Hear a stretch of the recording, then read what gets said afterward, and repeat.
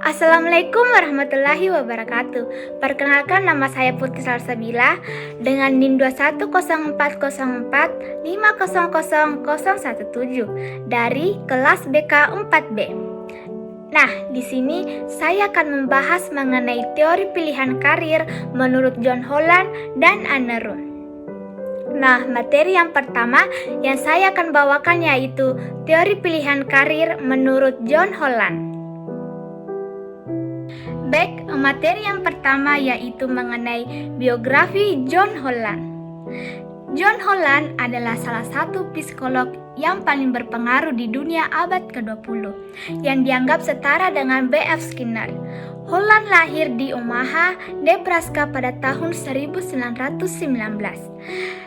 Holland dibesarkan di Amerika bersama dengan saudara laki-laki dan saudara perempuannya. Ibunya seorang guru dan ayahnya eksekutif periklanan. Holland mengenyam pendidikan di Universitas Kota Omaha yang sekarang menjadi University of Omaha. Jurusan psikologi, matematika, serta di Perancis dan lulus pada tahun 1942. Seperti banyak pria muda di tahun 1940-an, Holland masuk Angkatan Darat setelah kuliah. Oleh karena itu, Holland mengambil jurusan psikologi. Karir militer Holland masuk di posisi sebagai pewawancara, klasifikasi penguji tes, asisten psikologis, tes administrator. Pengalaman militernya memperkuat minatnya pada disiplin psikologi dan setelah menyelesaikan 3,5 tahun pelayanan, Holland mendaftar di sekolah pascasarjana di University of Minnesota, di mana ia menerima gelar MA pada tahun 1947 dan PhD dalam bidang psikologi pada tahun 1952. Pada tahun 1950 sampai dengan 1969, Holland bekerja di bidang psikologi terapan, Pusat Konseling Western Reserve University pada tahun 1950 sampai dengan 1956, National Merit Beasiswa Corporation 1957 sampai dengan 1963, dan American College Testing Program 1963 sampai dengan 1069. Pada tahun 1969, Holland pindah bersama istrinya Elsie dan ketiga anaknya yaitu Kay, Joan, dan Robert ke Baltimore, di mana dia bergabung dengan fakultas di The Johns Hopkins University. Holland pensiun dari emeritus profesor pada tahun 1980 pada usia muda 60 tahun. Meskipun demikian, Holland terus-menerus dianggap sebagai penyumbang produktif bagi literatur ilmiah karena terus mempublikasikannya. Baik, materi selanjutnya yang saya akan bahas yaitu mengenai sejarah perkembangan teori kepribadian John Holland. Pada tahun 1969, Holland berpendapat bahwa lingkungan okupasional itu adalah realistik, intelektual, artistik, sosial, pengusaha, dan konvensional. Demikian juga tipe kepribadian yang diberi nama Manrihu 1992. Tingkatan orientasi kepribadian individu menentukan lingkungan yang dipilihnya. Semakin jelas tingkatannya, maka makin efektif pencarian lingkungan yang sesuai. Manrihu 1992. Teori Holland direvisi pada tahun 1973. Tipe-tipe kepribadian dan lingkungan okupasional tersebut adalah realistik, investigatif, artistik, sosial, pengusaha, dan konvensional. Holland mengakui bahwa pandangannya berakar dalam psikologi diferensial, terutama penelitian dan pengukuran terhadap minat, dan dalam tradisi psikologi kepribadian yang mempelajari tipe-tipe kepribadian. Dua sumber pengaruh ini mendorong Holland untuk mengasumsikan bahwa orang memiliki minat yang berbeda-beda dan bekerja dalam lingkungan yang berlainan-lainan. Sebenarnya adalah orang yang berkepribadian lain-lain ini dan mempunyai sejarah hidup yang berbeda-beda pula. Winkel dan Hastuti 2005. Teori Holland 1997 menjelaskan bahwa interaksi individu dengan lingkungan tersebut dapat menghasilkan karakteristik pilihan pekerjaan dan penyesuaian lingkungan pekerjaan. Inti dari teori ini adalah proyeksi dari kepribadian individu dengan suatu pekerjaan. Selain itu, teori ini menganggap bahwa suatu pemilihan pekerjaan atau jabatan merupakan hasil dari interaksi antara faktor keturunan dengan segala pengaruh budaya, teman bergaul, orang tua, orang dewasa yang dianggap memiliki peranan penting. Teori ini menegaskan bahwa kebanyakan orang menyerupai lebih dari satu tipe kepribadian. Gaya karakteristik ilmiah Holland telah diuji, direvisi, dan telah digunakan oleh sejumlah rekan-rekan profesional dengan siapa Holland berkomunikasi secara teratur dan kepada siapa ia memberikan bimbingan dan dukungan intelektual. Dari profesional yang mengikutinya, dalam ukuran besar, Holland memiliki model dan akun instrumen yang berasal dari praktis sehingga mendapat dukungan yang berasal dari publik dan kalangan profesional.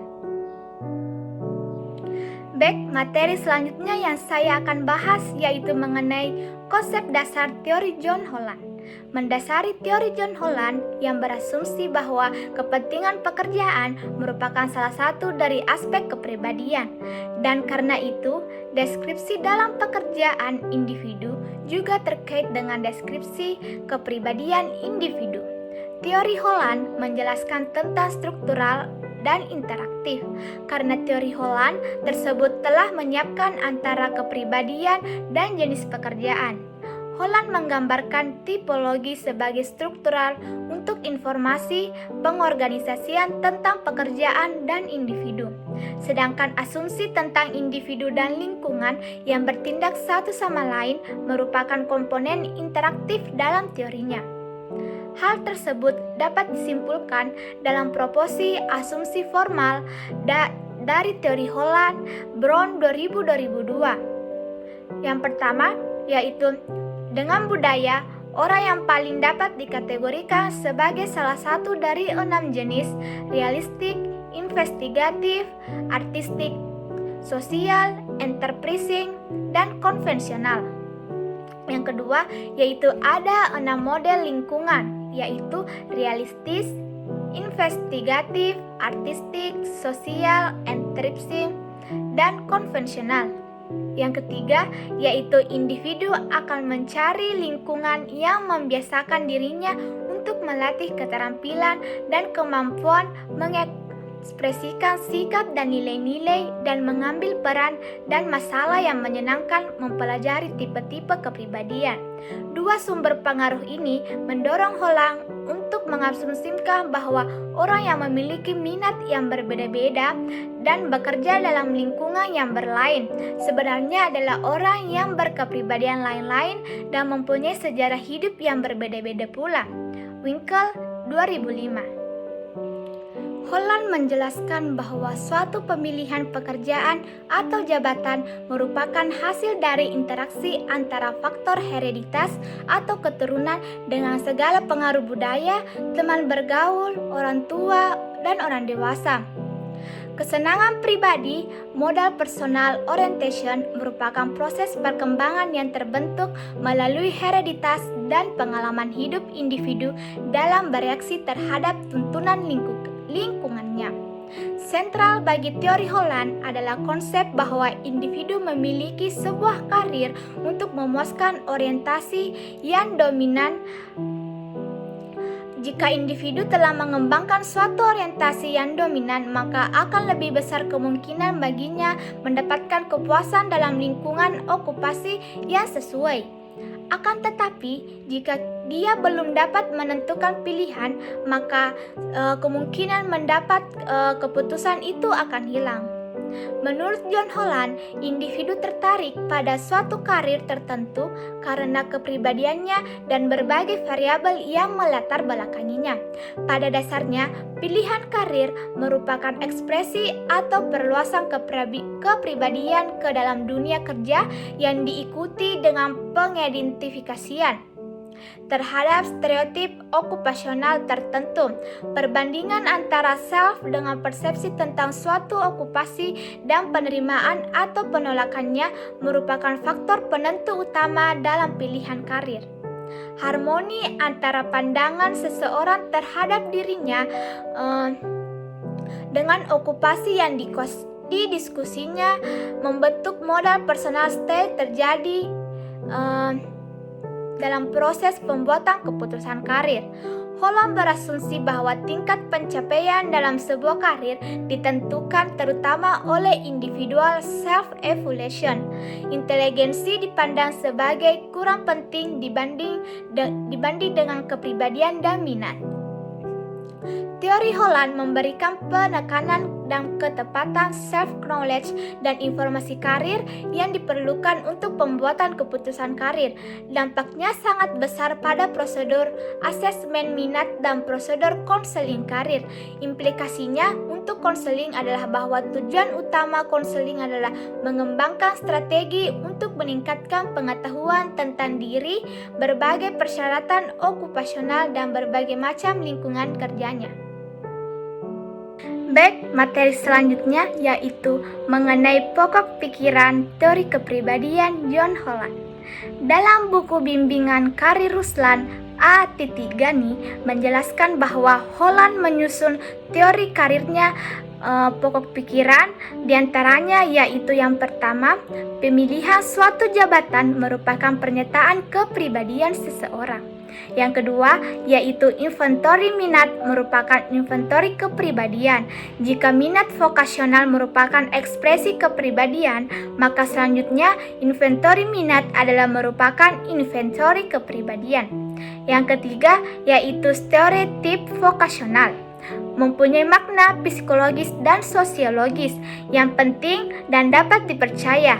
Kita dapat menduga seseorang berdasarkan teman-teman, pakaian, dan perilakunya dan yang menjadi pekerjaannya. Pengalaman kita sehari-hari seringkali menunjukkan pengetahuan yang tidak dapat, tetapi nampaknya dapat memberikan pengetahuan yang bermanfaat terhadap berbagai pekerjaan yang dilakukannya. Misalnya seorang aktor mempunyai sifat berorientasi pada diri sendiri, self-centered, seorang penjaga salesman bersifat persuasif, seorang akuntan bersifat teliti, ilmuwan bersifat tidak sosial, dan sebagainya. Yang keempat, yaitu individu-individu dalam suatu jabatan atau pekerjaan memiliki kepribadian yang serupa dan kesamaan sejarah perkembangan pribadinya. Jika individu memasuki suatu jenis pekerjaan tertentu disebabkan riwayat dan kepribadian tertentu, maka sejalan dengan itu bahwa setiap jabatan atau pekerjaan akan menarik bagi orang-orang yang mempunyai kepribadian yang sama. Yang kelima, yaitu karena orang dalam satu rumpun pekerjaan memiliki kepribadian yang serupa, mereka akan menanggapi terhadap berbagai situasi dan masalah dengan cara yang serupa, dan mereka akan membentuk lingkungan hubungan antar pribadi yang tertentu.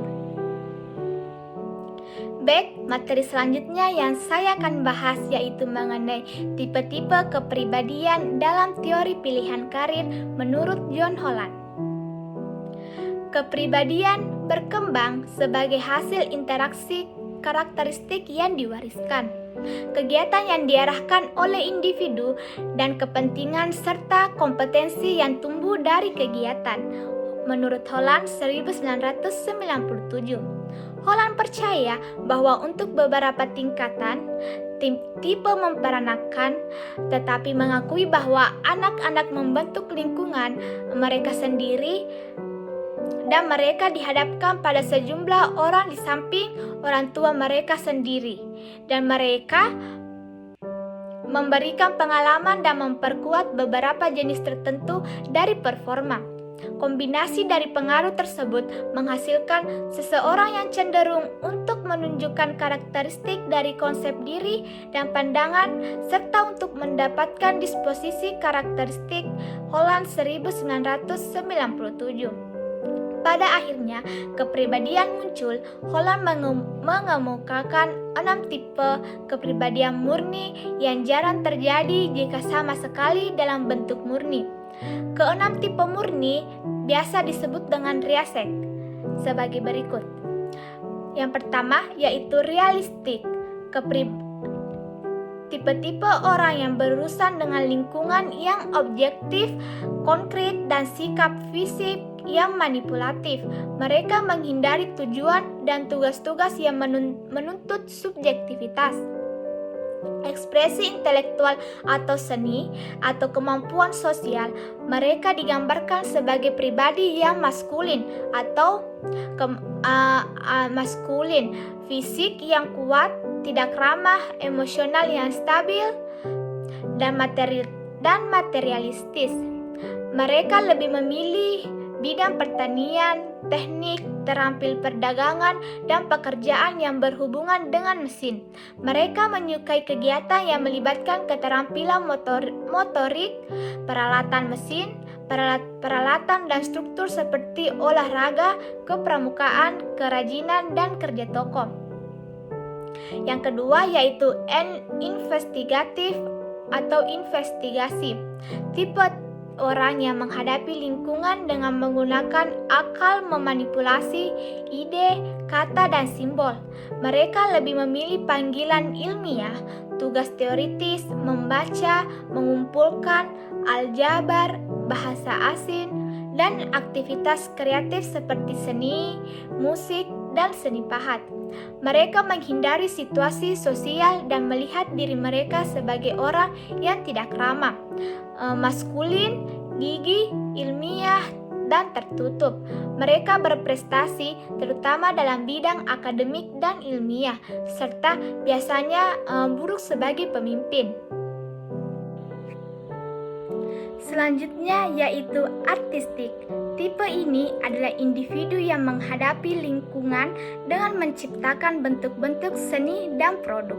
Mereka mengandalkan tayangan subjektif dan fantasi dalam mencari solusi untuk masalah. Mereka lebih memilih bidang musik, seni, sastra, pekerjaan yang berhubungan dengan drama, dan kegiatan kreatif yang berkaitan dengan alam. Mereka tidak menyukai kegiatan dan peran yang bernuansa maskulin seperti perbaikan mobil dan atletik. Mereka melihat diri mereka sebagai pribadi yang tidak ramah, feminim, penurut, introspektif, sensitif, impulsif, dan fleksibel. Selanjutnya yaitu D. Social people. Tipe ini adalah orang-orang yang menghadapi lingkungan dengan menggunakan keahliannya dalam berinteraksi dan berhubungan dengan orang lain. Mereka dilambangkan dengan keterampilan sosial dan kebutuhan untuk interaksi sosial. Mereka lebih memilih pendidikan, terapeutik, dan pekerjaan atau panggilan religius dan aktivitasnya seperti gereja, pemerintah, layanan masyarakat, musik, membaca, dan drama. Mereka melihat diri mereka sebagai individu yang ramah, alami, ceria, konservatif, bertanggung jawab, berprestasi, dan penerimaan dirinya yang baik. Selanjutnya yaitu giat atau enterprising. Tipe ini adalah orang-orang yang menghadapi lingkungan dengan cara mengekspresikan kualitas petualangan, dominan, antusias, dan impulsif. Dicirikan sebagai pribadi yang persuasif, verbal, terbuka, menerima diri, percaya diri, agresif. Mereka lebih suka bidang penjualan, pengawasan, dan panggilan pekerjaan yang berkaitan dengan kepemimpinan dan kegiatan yang dapat memuaskan kebutuhan akan dominasi, ekspresi verbal, pengakuan, dan kekuasaan. Selanjutnya yang saya akan bahas yaitu mengenai implikasi teori kepribadian John Holland dalam bimbingan dan konseling. Salah satu implikasi nyata teori John Holland ini untuk konseling karir adalah praktisi dapat membantu konseli menilai kepentingan dan lingkungan kerja mereka dan memahami hubungan di antara mereka. Cukup mengembangkan struktur kognitif atau kerja untuk melihat diri mereka dan pekerjaan sangat membantu banyak orang. Beberapa konselor karir mengatur dan mereferensi karir dan informasi pekerjaan bagi mereka yang sesuai dengan jenis Holland, menggunakan kode 3 poin yang sesuai dengan jenis yang paling menonjol. Ini memudahkan proses matching interest dan environment Dobrian dan Gatti 2020. Menurut Holland, suatu minat yang menyangkut pekerjaan dan okupasi adalah hasil perpaduan dari sejarah hidup seseorang dan keseluruhan kepribadiannya, sehingga minat tertentu akhirnya menjadi suatu ciri kepribadian yang berupa ekspresi diri dalam bidang pekerjaan, bidang studi akademik, hobi, inti berbagai kegiatan reaktif dan banyak kesukaan yang lain. Model pilihan karir Holland menunjukkan bahwa individu akan mencari lingkungan kerja yang sesuai dengan keterampilan, kemampuan, sikap, dan nilai mereka atau harus terdapat kesesuaian terhadap riasek. Baik, materi terakhir yang saya akan bahas yaitu mengenai keunggulan dan kelemahan teori John Holland. Keunggulan dari teori John Holland oleh banyak pakar psikologi vokasional dinilai sebagai teori yang komprehensif karena meninjau pilihan okupasi sebagai bagian dari keseluruhan pola hidup seseorang dan sebagai teori yang mendapat banyak dukungan dari hasil penelitian sejauh menyangkut model-model lingkungan serta tipe-tipe kepribadian. Sedangkan kelemahan dari teori John Holland adalah kurang ditinjau proses perkembangan yang melandasi ke-6 tipe kepribadian dan tidak menunjukkan fase-fase tertentu dalam proses perkembangan itu serta akumulasi rentang umurnya.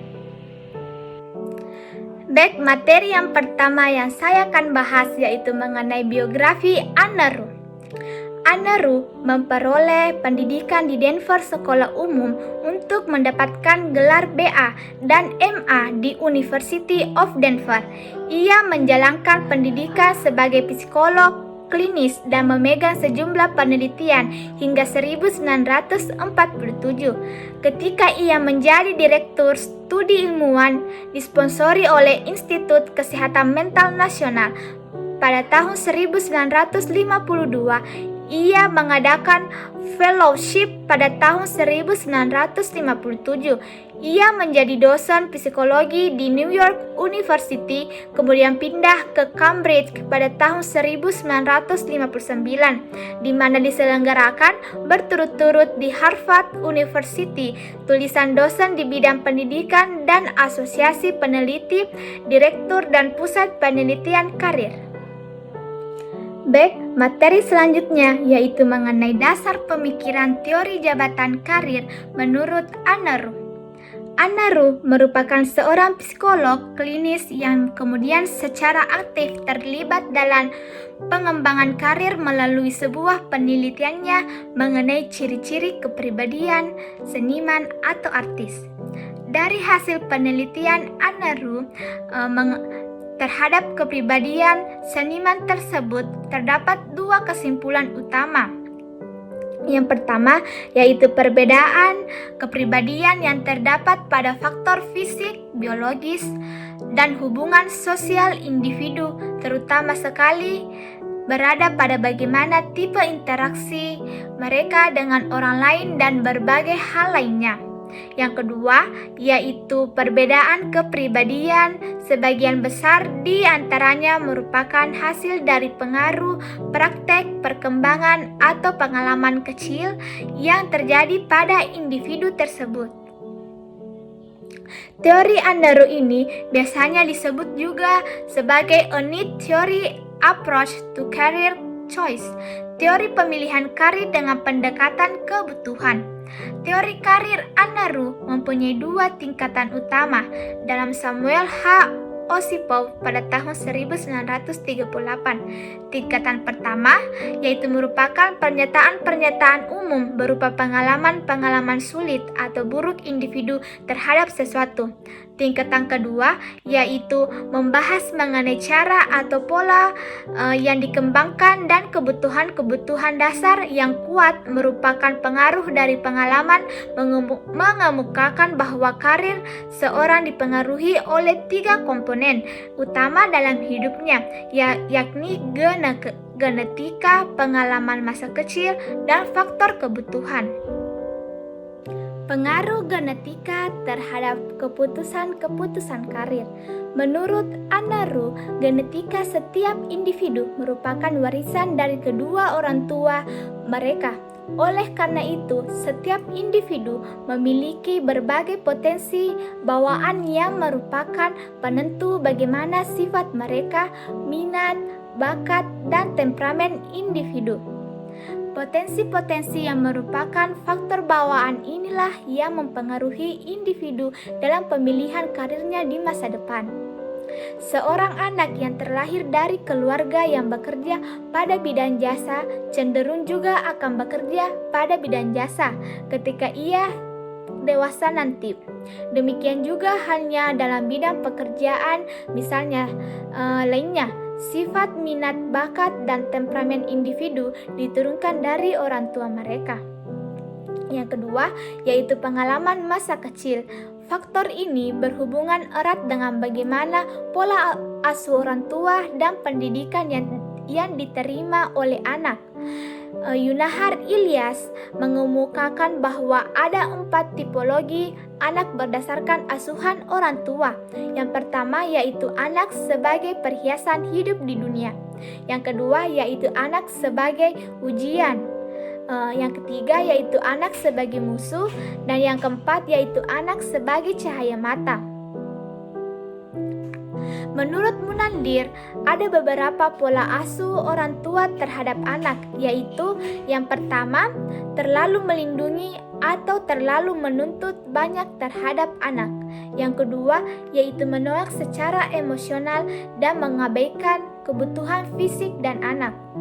Yang ketiga, yaitu menerima anak. Berbagai pola asuh yang diterima individu pada masa anak-anak akan mempengaruhi bagaimana pilihan karirnya di masa depan.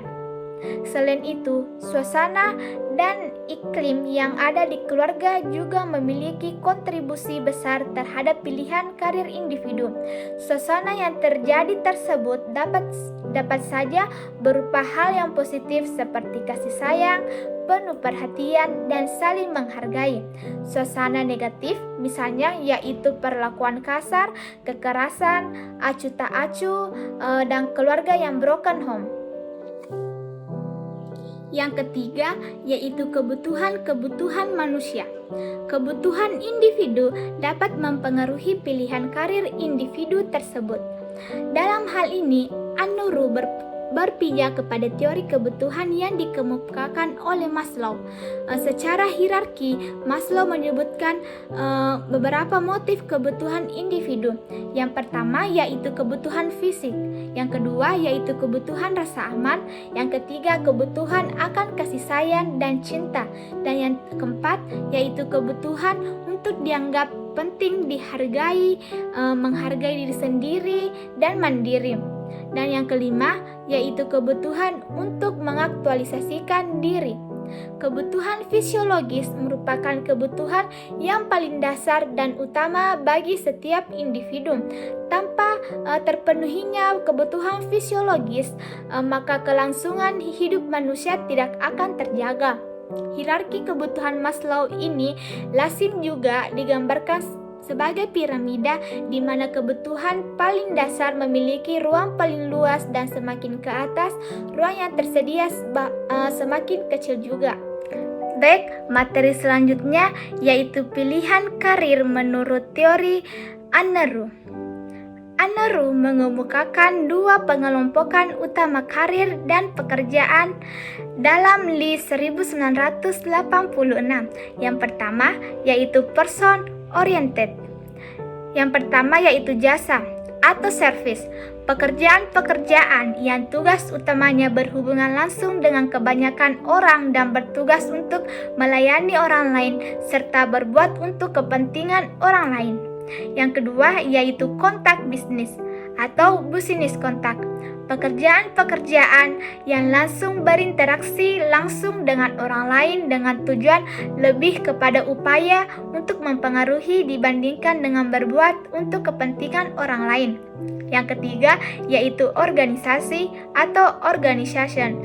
Pekerjaan-pekerjaan manajerial ini serta membentuk interaksi yang bersifat formal untuk mencapai suatu tujuan tertentu. Yang keempat yaitu kebudayaan atau general kultur. Pekerjaan-pekerjaan yang tujuan utamanya adalah upaya untuk pelestarian dan pewarisan budaya seperti halnya pendidikan. Yang kelima yaitu seni dan hiburan atau art and entertainment. Pekerjaan-pekerjaan yang membentuk interaksi antara orang-orang yang memiliki kreativitas dan keterampilan khusus. Yang kedua yaitu non-person oriented. Yang pertama di sini yaitu teknologi. Pekerjaan-pekerjaan yang berorientasi pada produksi, pemeliharaan, dan segala sesuatu yang berhubungan dengan barang. Yang kedua yaitu luar ruangan atau outdoor. Pekerjaan-pekerjaan yang dilakukan di ruang terbuka atau alam bebas dan tidak terlalu tergantung kepada membutuhkan adanya interaksi dengan orang lain. Yang ketiga yaitu ilmu pengetahuan atau sains. Pekerjaan-pekerjaan yang berhubungan dengan pengembangan keilmuan, teori, konsep di bidang ilmu yang berhubungan dengan individu. Baik, materi selanjutnya yang saya akan bahas yaitu mengenai aplikasi teori Aneru dalam bimbingan karir. Pengaplikasian teori Aneru dalam bimbingan karir di sekolah salah satunya dengan melibatkan peranan orang tua dalam pelaksanaan bimbingan karir. Peran orang tua dalam bimbingan karir itu sendiri menurut Ruslan Adgani misalnya dengan menyelenggarakan seminar atau diskusi yang melibatkan orang tua, konselor, dan individu itu sendiri untuk membicarakan cara-cara yang memungkinkan mereka membantu anak-anaknya merencanakan dan mempersiapkan pekerjaan dan kehidupan sesudah tamat sekolah nanti. Orang tua dapat menggunakan informasi dari sekolah-sekolah tentang bakat, minat, inteligensi, kepribadian, prestasi belajar, kegagalan dan kesuksesan, dan berbagai lainnya lagi. Materi selanjutnya yaitu implikasi teori Aneru dalam bimbingan dan konseling. Aneru menjelaskan bahwa suasana dan sikap keluarga atau orang tua yang diterima anak memberikan pengaruh secara langsung terhadap pilihan karir anak di masa depan. Oleh karena itu, konselor dapat mengidentifikasi pilihan karir anak berdasarkan suasana dan sikap yang diterima anak dari keluarga atau orang tua. Yang kedua, yaitu pilihan karir juga dipengaruhi oleh faktor sosialisasi antara anak dengan lingkungan, terutama lingkungan keluarganya. Oleh karena itu, konselor dapat membantu mengarahkan anak untuk mampu mengidentifikasi perilakunya dan mengaitkan dengan pilihan karir yang tepat dengan perilaku tersebut. Yang ketiga, yaitu suasana dan sikap yang diterima dalam keluarga memiliki peran utama terhadap pilihan karir anak berdasarkan kesesuaian karir dengan jenis kelamin. Oleh karena itu, konselor juga memberikan pemahaman kepada orang tua tentang nilai-nilai dan hubungan antara kesesuaian jenis kelamin dan karir terhadap pemilihan pekerjaan anak di masa depan nanti. Baik, materi yang terakhir yang saya akan bahas mengenai teori Aneru adalah kelemahan dan keunggulan teori Aneru. Keunggulan dari teori Aneru ini yang pertama yaitu dengan adanya teori Aneru ini dapat mempermudah mengklasifikasikan jabatan apa yang sesuai dengan potensi individu berdasarkan pola asuh orang tua, interaksi, serta pemenuhan kebutuhan. Yang kedua yaitu dengan melihat kultur seseorang, maka dalam penyesuaian diri di lingkungan pekerjaan akan lebih mudah untuk mempertahankan jabatannya. Yang ketiga yaitu mempermudah konselor dalam memberikan layanan kepada konseli dengan melihat latar belakang konseli di masa kecil. Yang keempat yaitu mempermudah konselor dalam memberikan layanan karir pada konselinya, karena menurut teori Aneru ini karir anak dipengaruhi oleh pola asuh kedua orang tuanya. Selanjutnya yaitu kelemahan dari teori Aneru ini. Yang pertama yaitu dalam menentukan jabatan karir tidak menggunakan nilai studi sebagai acuannya sehingga pendidikan kurang diminati.